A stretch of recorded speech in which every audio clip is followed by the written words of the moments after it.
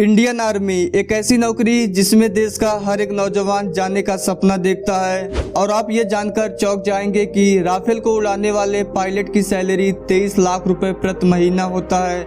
लेकिन Indian army किसी के लिए एक नौकरी होगी तो किसी के लिए बस एक बार आर्मी की वर्दी पहनने का सपना होगा। वैसे इंडियन आर्मी केवल पैसे कमाने का नौकरी नहीं है, बल्कि हमारी आन बान और शान भारत माँ की रक्षा के लिए अपने आप को समर्पित करने का एक सौभाग्य है। और ये सौभाग्य सभी इंसान के नसीब में नहीं होता, बल्कि भारत माँ की रक्षा करने का सौभाग्य बहुत ही किस्मत वालों को ही मिलता है। देश के हर एक नौजवान का सपना होता है कि वो बस एक बार इंडियन आर्मी की वर्दी पहनकर भारत माँ की सीमा पर अपना सीना तान कर खड़ा हो जाए। दोस्तों, अगर आप भी भारत माँ से और भारत माँ के वीर जवानों से जरा सा भी प्रेम करते हैं तो इस वीडियो को दिल से एक लाइक जरूर कीजिएगा। वैसे इंडियन आर्मी को 3 कैटेगरी में डिवाइड किया गया है। पहला लैंड फोर्सेस, दूसरा एयर फोर्सेस और तीसरा नेवी फोर्सेस, जिसे हम हिंदी में थल सेना, जल सेना और वायु सेना भी कहते हैं। परंतु क्या आप जानते हैं कि इन तीनों सेनाओं में से सबसे ज्यादा सैलरी किसकी है और इन्हें किस तरह की सुख सुविधा दी जाती है?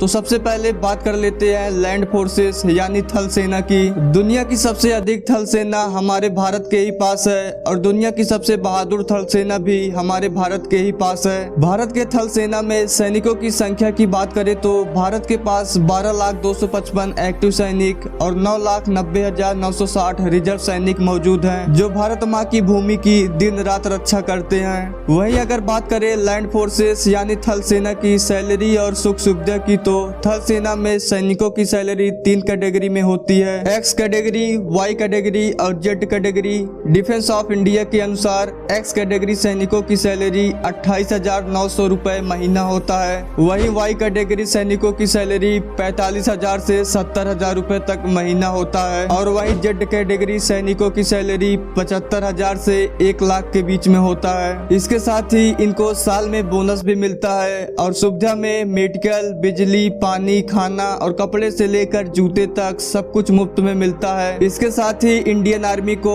आर्मी कैंटीन भी मिलता है, जिसमें सैनिक और सैनिक के परिवार वाले सब कुछ खरीद सकते हैं, वो भी 50 से 60% डिस्काउंट में। और ये डिस्काउंट सैनिकों के लिए आजीवन रहता है। वहीं बात करें नेवी फोर्सेस यानी भारतीय नौसेना की, तो भारतीय नौसेना भारतीय सेना का समुद्री अंग है और इंडियन नेवी की स्थापना सन 1612 ईस्वी में की गई थी, जो कि 400 वर्षों के लिए अपने गौरवशाली इतिहास के साथ न केवल भारतीय समुद्री सीमाओं के रक्षक हैं, बल्कि भारतीय संस्कृति के भी रक्षक हैं। इंडियन नेवी की सैलरी 21,700 रुपए से लेकर 70,300 रुपए महीना तक है। वहीं इंडियन नेवी के चीफ एडमिरल आर हर कुमार की सैलरी 2.5 लाख रुपए महीना है। इसके साथ ही जल सेना को मेडिकल, बिजली, पानी, खाना, यूनिफॉर्म से लेकर कैंटीन तक मुफ्त में मिलता है। और इंडियन नेवी में रिटायर होने वाले सैनिकों को 20 से 25 लाख रुपए आर्थिक मदद भी दिया जाता है।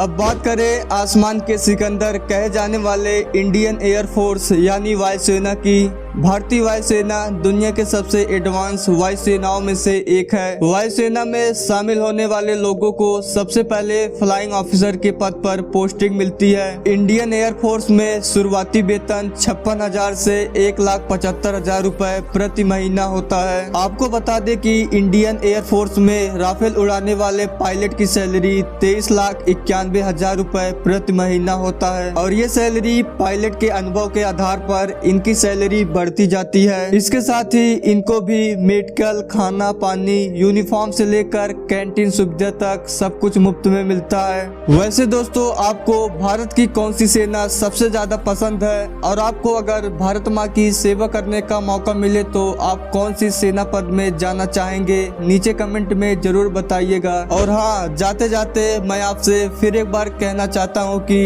इंडियन आर्मी कोई एक नौकरी नहीं है, बल्कि भारत माँ की रक्षा करने का एक सौभाग्य है। दोस्तों, हमारी जानकारी अच्छी लगी हो तो हमारे इस वीडियो को लाइक और चैनल को सब्सक्राइब भी कर लीजिएगा।